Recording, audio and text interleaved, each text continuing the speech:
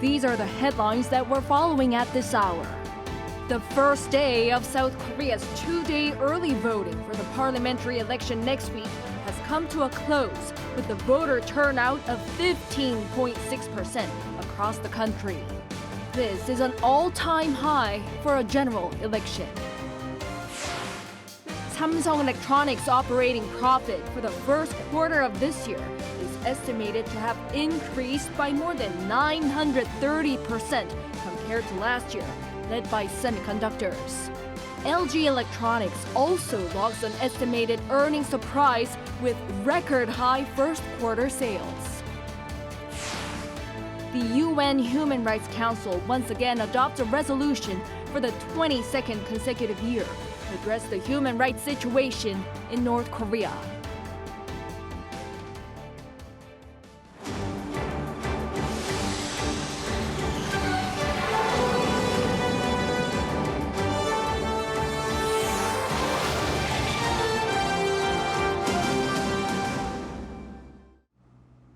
Good evening. It's 9 p.m. here in Seoul.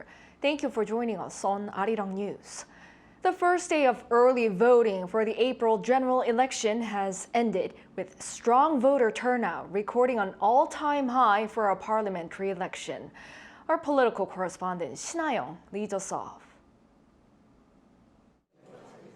On the first day of early voting for the 22nd general election, nearly 7 million people cast their ballots. According to the National Election Commission, the voter turnout for the first day was 15.6% across the country. This marks an increase of 3.5 percentage points compared to the same period during the last general election in 2020. This is a strong turnout as it is the highest figure on the first day of early voting in the history of general elections.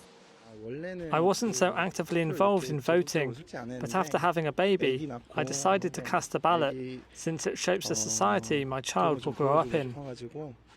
I hope we get some politicians who prioritize the economy and people's livelihoods. Voters can cast their ballots at any polling station in the country, but must have a form of identification such as a passport, driver's license, or an ID card. Residents voting in their local areas just need to fill out their ballots and place it directly in the ballot box. However, for those voting outside their residential area, it's necessary to place their ballot in a return envelope first before putting it in the box. Security measures for this year's early voting have been significantly strengthened compared to 4 years ago, aiming to enhance transparency and confidence in the election process. As part of these efforts, the National Election Commission is providing real-time CCTV recording in ballot box storage rooms with footage shared on large-screen monitors at regional NEC offices. Additionally, the method of marking serial numbers on early voting ballot papers has been changed from QR codes to barcodes, designed to be more secure. Police will escort the ballot boxes when they are moved from one location to another. Rival parties have urged voters to participate in early voting in order to maximize the turnout in the elections. Saturday will be the final day of early voting, with the voting booth open from 6 a.m. to 6 p.m. at 3,565 polling stations nationwide. Shin, Arirang News. President Yoon cast his ballot on the first day of early voting for the 22nd general election in Busan. Joined by his senior secretaries on Friday, the South Korean leader visited a voting station in the southern coast city. Before entering the voting booth, he was briefed on how citizens can vote in advance outside their region of residence. After sealing his ballot and dropping it in the box, the president thanked the staff at the polling station for their hard work. Later in the day, Yoon also attended an Arbor Day event in Busan, planting a tree native to Korea with fifth graders from the vicinity. He pledged to better preserve and expand green spaces in urban areas as well as forest experience centers for children. Meanwhile, in the key district of Yongsan-gu in central Seoul, the rival parties are busy out on the streets greeting and encouraging people to go out and vote. Our National Assembly correspondent Lee Si-hoo reports from the site. I'm here in Yongsan-gu district, located right in the center of Seoul. To the district's south runs the Hangang River, to its north, Namsan Mountain. And this is where a fierce race is taking place right now for a seat in the National Assembly.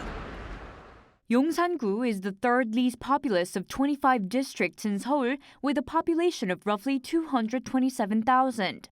But sitting across what's called the Hangang Belt, a name for key districts along the capital's main river, and housing the presidential office since the beginning of the Yoon administration in 2022, it's now being dubbed a new political hotspot. For this year's general election, the ruling People Power Party's Kwon Young-se and the main opposition Democratic Party's Kang Tae-ung are running against each other for the second time. 4 years ago, Kwon won by just 890 votes, or 0.7 percentage points. This was the smallest margin between winning and losing candidates in a Seoul district that year. On Friday, the first day of early voting, the rival candidates went out on the streets encouraging people to vote. 투표하셔야 이깁니다. 투표해야 지킵니다. 안녕하세요. 저는 강태홍입니다. 소중학교 부탁드리겠습니다. 강태홍. Kwon has served 4 terms in the assembly and as Minister of Unification. He wishes to reform the area's transportation and advance a long-stalled development project to build an international business hub. Kang has worked as a civil servant, mostly in Seoul, for around 3 decades. He has served as the Vice Mayor 1 for Administrative Affairs of the Seoul Metropolitan Government. He hopes to relocate the presidential office and transform Yongsan Park into a full-scale ecological park. As talks on pending issues such as medical reform continue, eyes are on what the final decisions of the public will say come April 10th. Lee Si-hu, Arirang News. Moving on to the standoff between the government and the doctors over the medical school admissions hike. President Yoon had talks with the head of the protesting junior doctor group himself, but they have failed to reach a breakthrough. Our Choi Soo-hyung reports. It seems there's no breakthrough in the medical reform dispute. Thursday's meeting between President Yoon and the head of the Korean Intern and Resident Association ended without any notable progress.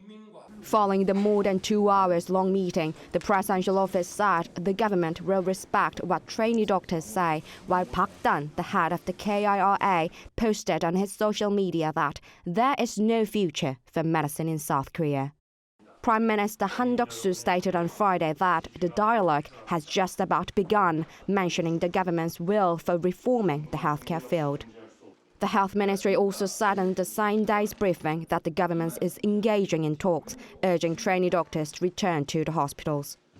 The President, Prime Minister, and Health Ministers are making every effort to engage in sincere dialogue with the medical community. The government urges them to cease collective actions and come forward to the discussion table openly. The government's emergency medical system to address healthcare shortages is still ongoing. The government has extended the deployment period of military surgeons and public health doctors by an additional month, starting from Thursday. And 47 more medical institutions have been added to those designated to support severe and cancer patients. Also, a majority of medical school professors who submitted resignation letters or declared reduced working hours are still staying at their positions at hospitals.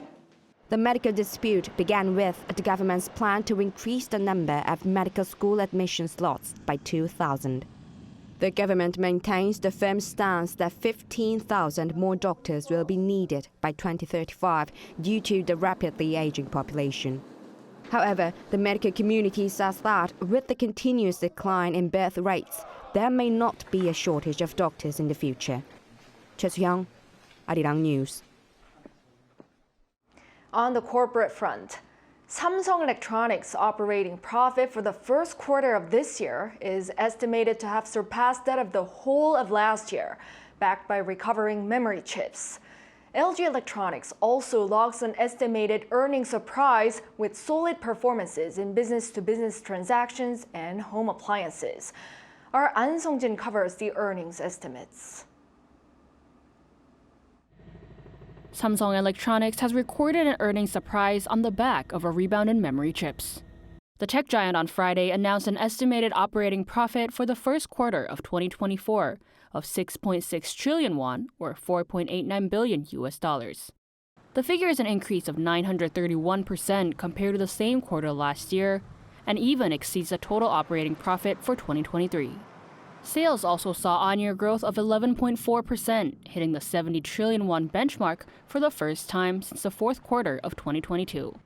The announced earnings exceeded forecasts from securities firms earlier this year by more than 20%. This is largely due to a jump in chip exports, which last month were at their highest since June 2022, led by an increase in the price and demand for memory chips. Though Samsung has yet to disclose the specific earnings of each division, the market consensus is that the operating profit for the device solution division in charge of semiconductors will be back in the black. Similarly, LG Electronics reached an all-time high for its first quarter sales this year, hitting 21.1 trillion won, or $15.6 billion.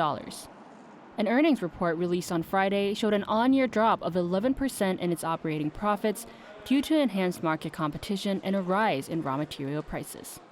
However, the company showed a positive performance in business-to-business transactions and sales of home appliances, with its profit at 1.33 trillion won, or $0.99 billion. Operating profits for the first quarter surpassed 1 trillion won for the fifth consecutive year, as the company has been releasing new models early in the year, such as its washing machines and dryers. It's estimated that LG's home appliance business, which takes up more than half of its operating profits, will hit a 3-year high with its premium products.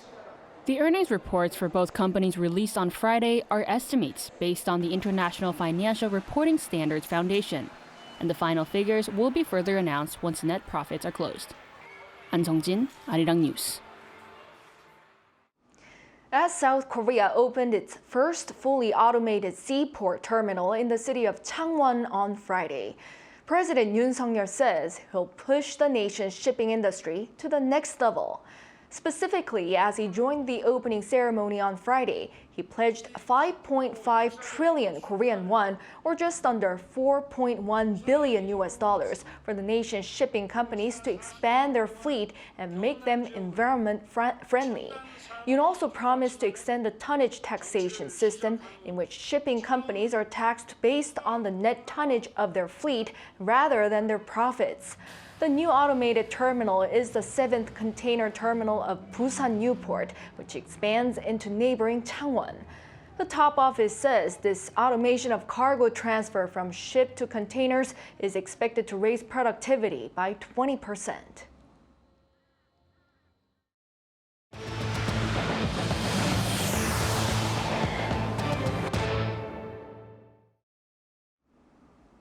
South Korea is arranging a trilateral summit with Japan and China, which is likely to be held in Seoul next month. That's according to a source speaking to Arirang News, who said a May meeting is in the planning stage. The three-way annual summit has been stalled for 4.5 years since the last one in Chengdu, China, amid the souring of relations between Seoul and Tokyo, as well as Tokyo and Beijing, and during the COVID-19 pandemic. The Trilateral Summit of East Asian countries was first launched in 2008 to promote dialogue and cooperation on shared regional concerns, as well as facilitate closer trade relations. The Foreign Ministry said Friday that the exact date of the upcoming summit is currently being negotiated between the three sides. Seoul's ambassador to Moscow was summoned by Russia's Foreign Ministry on Friday over sanctions on Russian vessels, individuals, and entities. According to state-owned news agency Sputnik, Russia's deputy foreign minister told Korea's ambassador that the sanctions imposed were an unfriendly move and strongly urged Seoul to give up on what were described as oppressive measures. South Korea on Tuesday added 2 Russian vessels to its sanctions list for their alleged involvement in North Korean arms transfers. The sanctions also included 2 Russian companies and the heads of both linked to helping North Korea earn foreign currency. The international community has once again strongly criticized the human rights situation in North Korea. The UN Human Rights Council newly adopted a resolution on the regime for the 22nd year in a row. The South Korean government welcomed the decision, urging the North to take appropriate actions. Our foreign affairs correspondent Bae Eun-ji reports. The United Nations Human Rights Council has passed a resolution addressing human rights issues in North Korea. This marks the 22nd consecutive year that the Council has adopted the resolution since 2003. The 47-member Council unanimously approved it by consensus without a vote during its 55th session at the UN office in Geneva on Thursday local time. 3 countries, China, Cuba, and Eritrea, opted out of the session. Following the decision, North Korea expressed strong objection, accusing the West of fabricating human rights issues in the regime. The so-called human rights issue faced by the West does not and cannot exist in the people-centered socialist system. The South Korean government on Friday said it welcomes the decision and urged the North to take appropriate action, especially on issues including abductees and detainees. The government is deeply concerned about the continuation of systematic, widespread, and serious human rights violations in North Korea. We call on the North to take necessary measures to improve human rights according to the resolution. This includes resolving the issue of abductees, detainees, and prisoners of war, as well as ensuring the rights of North Korean residents to have access to information. Thursday's resolution condemns North Korea's widespread violations of human rights and calls for urgent reform. It strongly calls on the regime to abolish or amend laws that limit the freedom of thought, religion, and expression.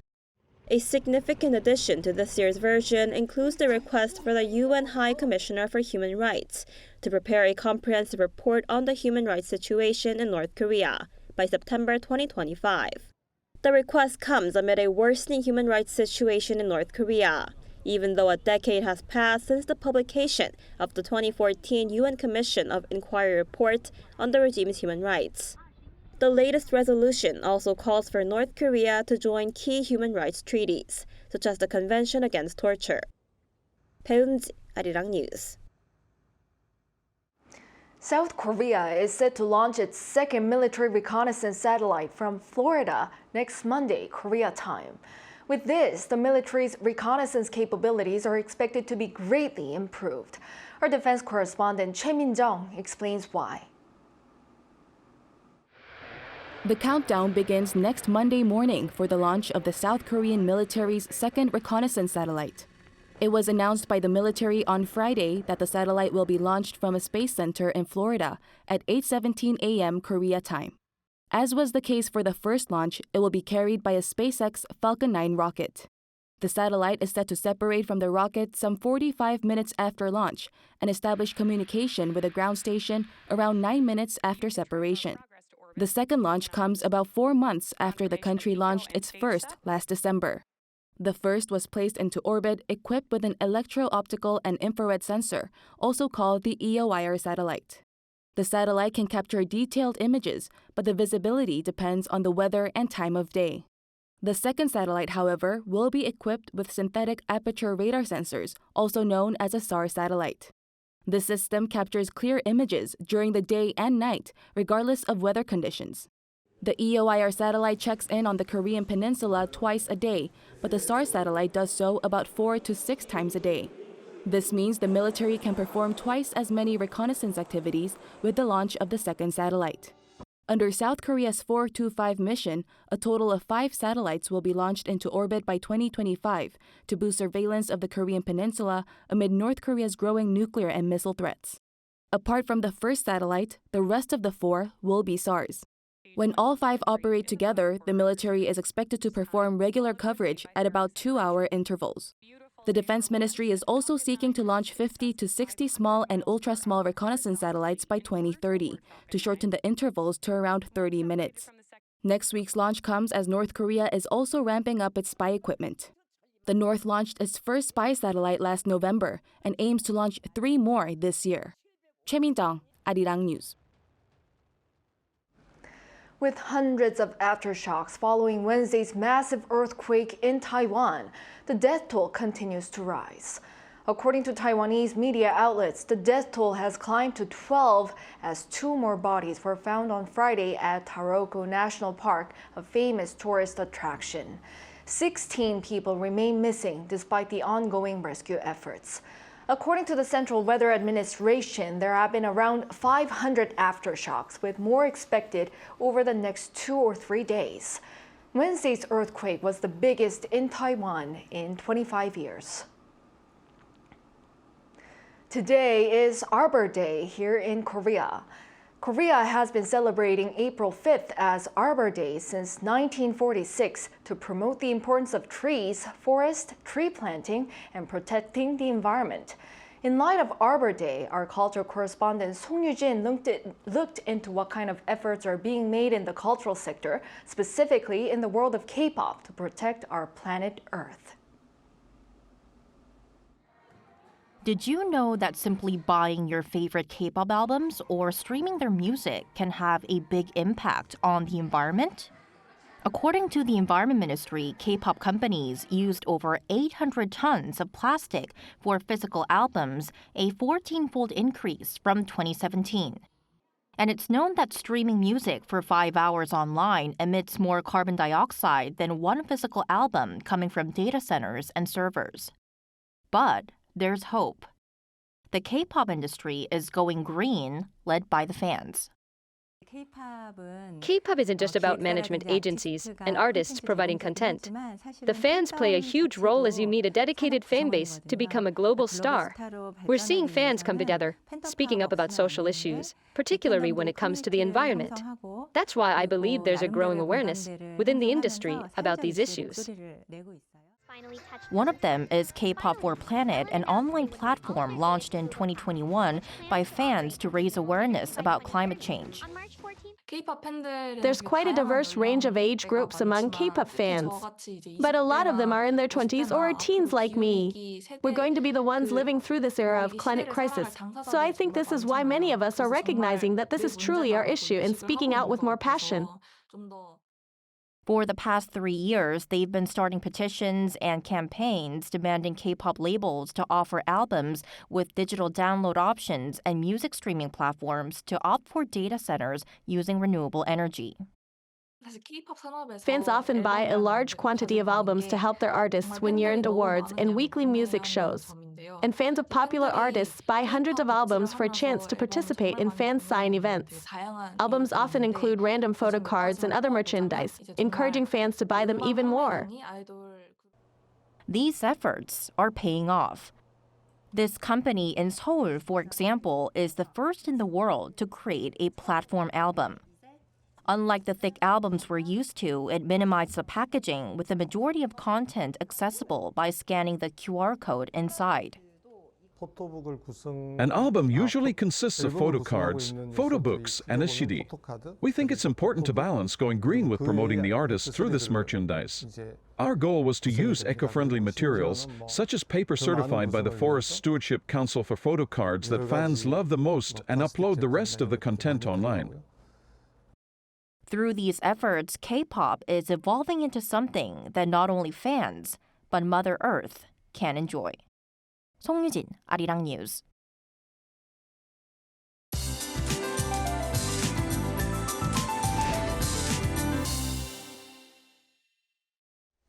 With warm weather, cherry blossoms are in full bloom all over the country. It will be sunny this weekend, so it will be perfect to go out. Seoul is expected to rise to 19 degrees Celsius, and the day after tomorrow to 22 degrees. Also, skies will be clearer than today in the central parts of the country.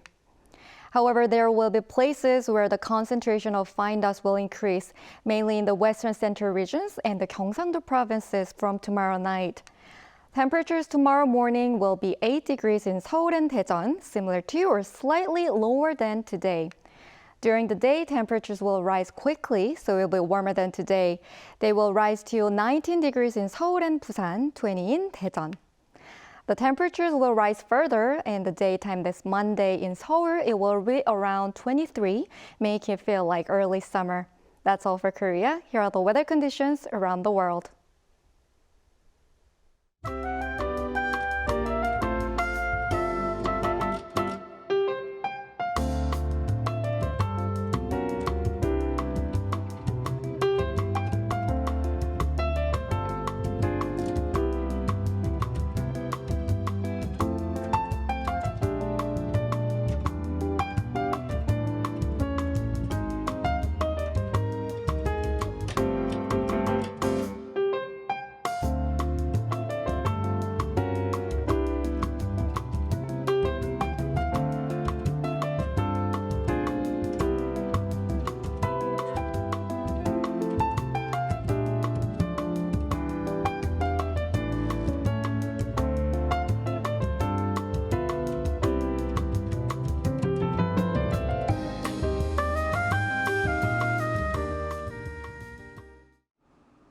Well, that is all for this newscast. Thank you for watching. We'll be back at 10 p.m. with the AI headline news.